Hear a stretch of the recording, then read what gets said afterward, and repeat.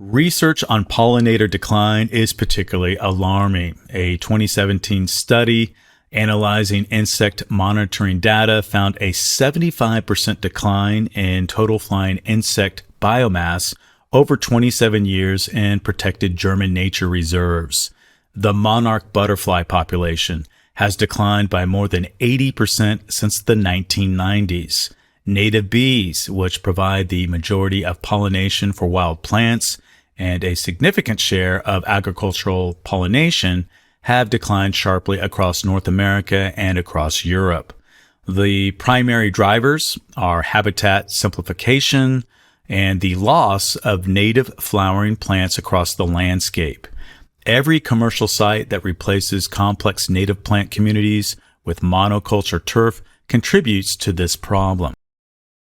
The Biodiverse Habitat Credit also addresses a problem that some building design professionals don't think about: bird-glass collisions.